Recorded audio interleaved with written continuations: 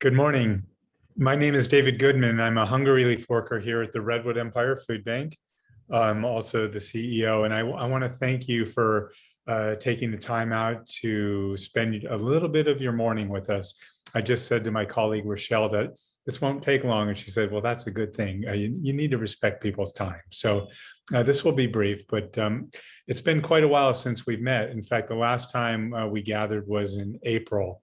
And a lot has changed. Some things have moved forward greatly, and other things seem to be at a standstill.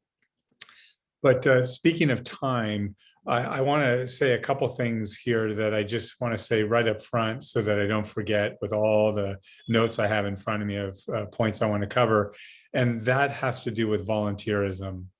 And I've said this before, and I'll say it again, that there's one thing that we all have in common, which is the shortage of time. And we find that often when we go to loved ones' memorials, that if we could just have a little bit more time to spend with them. And the fact that there are people in our community that give away their most precious commodity of all, which is their time, to people who they may never meet, but they know are in need of help, is quite remarkable, and we are forever indebted to them. In fact, that number is now 10,000 people volunteering their time with the Redwood Empire Food Bank to make sure that people have the help that they need. So on behalf of the Redwood Empire Food Bank, thank you. And then I think the next thing goes to our donors, our financial donors. And I must tell you that we've been in our Brickway facility for approximately 8.5 years now. And I can honestly tell you that if we were in our space before on industrial that we fondly refer to as the bunker, we never would have been able to respond to the fires. We never would have been able to respond to the pandemic. So with your generous support in getting us to Brickway, we were able to do so. And one of the things that we've experienced over the time in the disasters is we consider ourselves to be a safety net. We consider ourselves, in fact, to be first responders because people need food, air, and water in order to survive. But what's really important with the safety net is that it's lifted up off the ground, that when disaster strikes, and there are disasters that happen every day, but when the big disasters happen that we're familiar with, whether they are political, human-made, natural, or public health disasters, when people fall, it's important that that safety net is up off the ground, that we're stepped back and we're holding that net up off the ground. So when people fall, they don't hit the ground. And through the support of our donors, I am pleased to say that we've been able to catch everybody.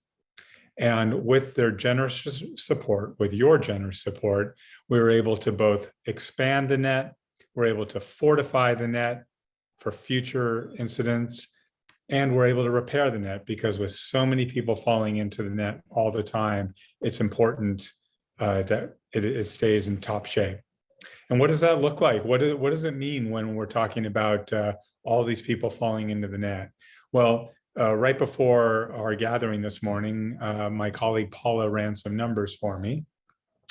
And we had a high watermark in terms of households served of 39,500 households every single month. That was the high watermark, and that was back in March of 2020. And right now, we are serving 17,400 households per month. But prior to the entire pandemic, we were at 10,325. So high watermark of 39.5, we're at 17.4 now, and it seems to be stabilized there. So what we know is that there's a lot of need out there that continues on, that although the economy is roaring for some, it's not roaring for everybody. And so one of the things that we encounter in disasters is people that were living close to the margin never knew we were there. And once they find out we're there, we become part of their way in which they're able to make it through life. And so they will stay with us for a protracted period of time. Some people need us temporarily, some people need us permanently, depending on their life situation. And we're here to help happily for anyone who needs help. The next thing I want to share with you is just our work and what we've been up to, because nothing's going to stop the Redwood Empire Food Bank, and that includes a global pandemic. So I am pleased to report that even though all of this has been going on, we have expanded our senior programs, serving more seniors now than we ever have in the entirety of our existence. And we are now up to 4,393 seniors that are being served every single month by the Redwood Empire Food Bank. And you might be asking right now, why doesn't he just round up or round down all these detailed numbers?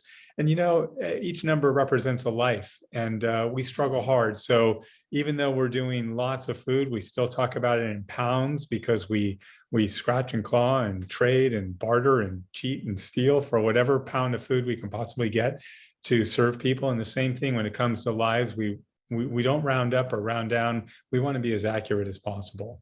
So 4,393 seniors are now being served, which is very exciting.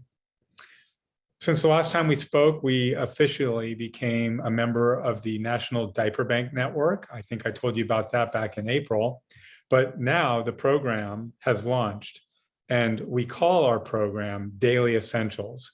Allison Goodman, our director of programs, quickly realized that although diapers are essential items, there are many more daily essentials that we will surely be providing. And so rather than being boxed into a diaper program, we'll call it Daily Essentials. And with that broader perspective, we've already begun to do the work of food banking, and we have actually set up a little barter, little trade with Food Share of Ventura County, where they have a generous donor who's making them shampoo, and we have diapers. So we're going to do a little food bank trade of, we'll give you diapers, you give us shampoo, so we could expand our provision of help. Very exciting, very traditional food banking. The other thing we have done is we have added night cooling to our warehouse facility that you see behind me. Over half of the food that we distribute is fresh produce. And it's really important, especially during the warm months, that our warehouse facility stays cool as we prepare orders to go out onto the trucks. We want that product to stay as cool as possible so that we don't degrade the product in any way while it's getting ready to be distributed to people in need of help. So that's very exciting. And finally, the project that we're working on in the operations and supply chain part of our organization is barcoding. Very sophisticated for this little organization that's about 34 years old now. I don't think anyone could have imagined it. In fact, I'm not even sure if barcoding existed back in the day. But either way, the Purdue Foundation funded us, one of 10 food banks around the country, for their 100-year anniversary, and they provided us with the funding to install barcoding so we can efficiently and accurately move food out into our community. Goodness, let's see, what else do we have? Oh, 20 new school pantries, which is exciting. So parents can come and pick up their children from school and also get a provision of help, which just for us, that's what we call the food that we provide. So they can not only collect their children at the end of the school day, but they can also get groceries to take home with them. And I want to acknowledge one special group here. So we've acknowledged our volunteers and our donors.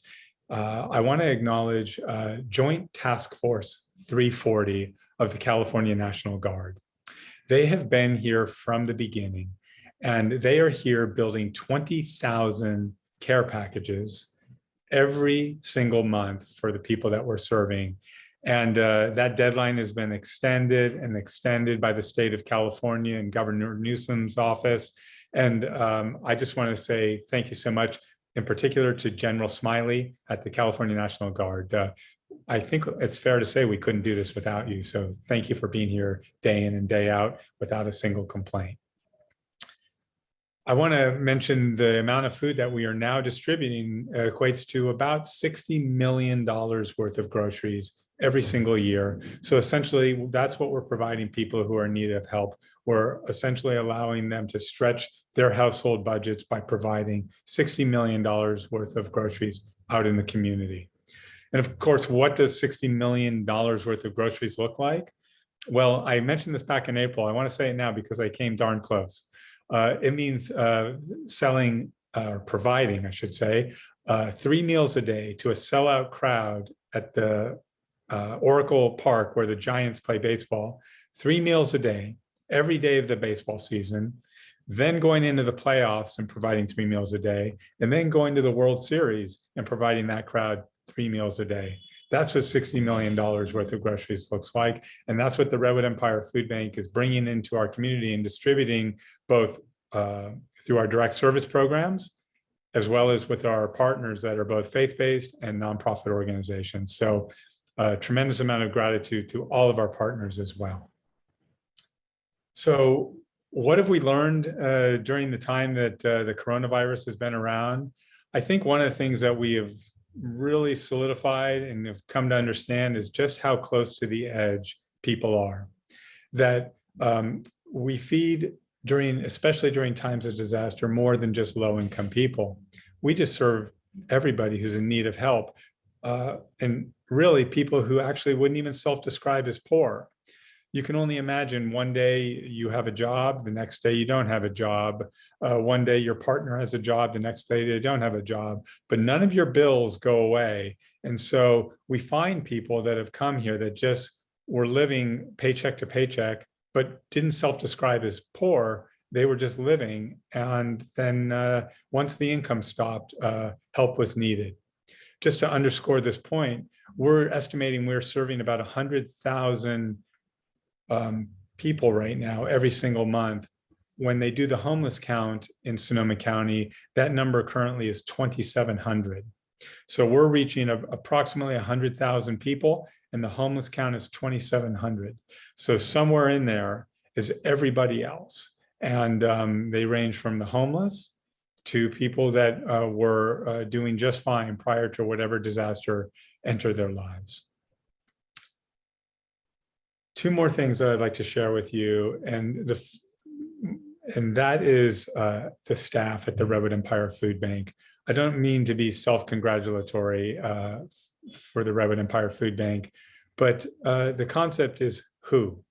And none of what we're doing here would be possible without the most remarkable group of people that I have ever encountered. And it makes me want to cry.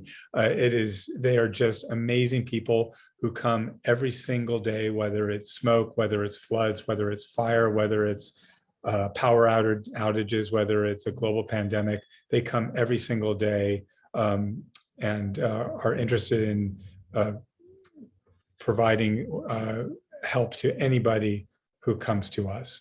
And I just want to say hats off to them. I am forever grateful for all that you've done throughout the year and going forward. And then my last thing I want to say is these are really crazy times we're living in, and you don't need me to tell you that. Really polarized.